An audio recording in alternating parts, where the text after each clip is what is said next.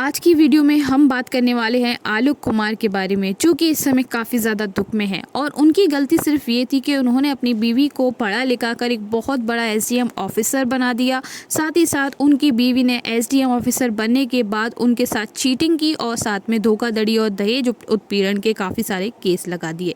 तो कहानी स्टार्ट होती है 2009 से, जब पंचायती राज विभाग के अंदर आलोक कुमार एक सरकारी नौकर बन जाते हैं। अब सरकारी नौकर बन गए तो 2010 में उनकी ज्योति के साथ शादी हो गई। जैसे कि आप सभी को पता है, इंडिया में सरकारी नौकरों की काफ़ी ज़्यादा डिमांड है और उनकी शादी भी तुरंत हो जाती है। इस समय जो ज्योति मौर्य हैं वो पढ़ाई कर ही रही थी, लेकिन वो एसडीएम वगैरह कुछ नहीं बनी थी और उनके दिमाग में भी इतना कुछ ख्याल नहीं था। अब यहाँ पर उनकी जो ज़िंदगी है वो नॉर्मल चलने लगी, जैसे नॉर्मल पीपल्स की चलती है उस तरीके से वो लोग घूमने जाते थे और एक अच्छी सी ज़िंदगी बसर कर रहे थे। अब इतना ही नहीं, हम आपको बता दें, इसी टाइम पे उनकी जो शादी है वो बहुत परवान चढ़ जाती है और वो प्रेग्नेंट हो जाती हैं। प्रेग्नेंट होने के बाद वो अपनी दो प्यारी प्यारी ट्विंस बेटियों को जन्म देती हैं। अब यहाँ पर उन्होंने ट्विंस बेटियों को जन्म दिया और उनकी ट्विंस बेटियों को 5 से 6 महीने का 1 साल का करने के बाद वो 2015 में सोचने लगी कि वो अब यहाँ पर पीसीएस यानी कि प्रोविजनल सिविल सर्विसेज की तैयारी करती हैं। इस बात के लिए उन्होंने आलोक को बताया और आलोक ने भी इस बात को पूरे तरीके से हैंडल किया और उन्होंने अपनी बीवी को पढ़ाने के लिए 4 लाख रुपए अपने पिताजी से ले लिए।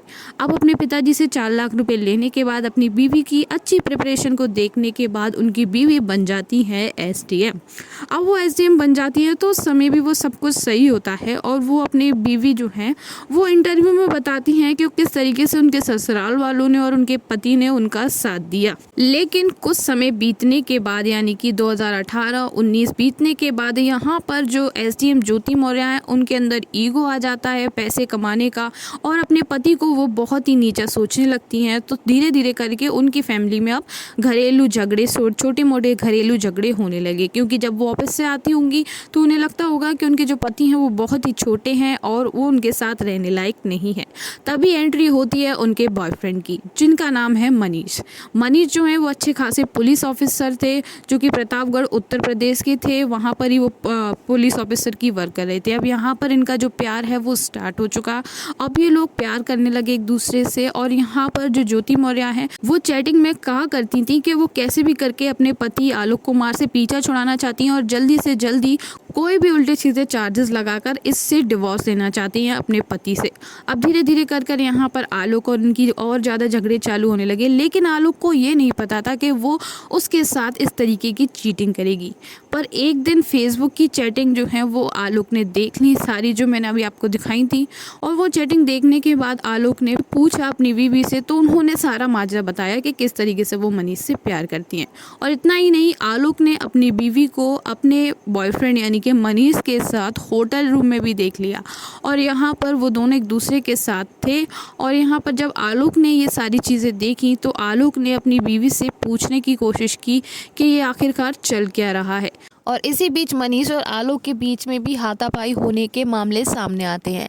अब यहाँ पर जो मनीष है और जो आलोक है और ज्योति है वो तीनों एक दूसरे के साथ बैठकर बातें कर रहे होते हैं। तो ज्योति साफ साफ कह देती है कि वो कोई भी आरोप लगाकर, क्योंकि उसके पास अब यहाँ पर पावर आ चुकी है और उस पावर का वो अच्छे से यूज़ कर सकती है और बहुत ही अच्छे से आलोक को यहाँ पर मैनिपुलेट कर सकती है, काफ़ी सारे चार्जेस लगा सकती है। और उन्होंने बोल दिया था ज्योति ने कि वो पूरे तरीके से आलोक को बर्बाद कर देगी और आलोक जो है सिर्फ अपनी बेटियों के बारे में सोच रहा था, वो पूरे तरीके से टूट गया था।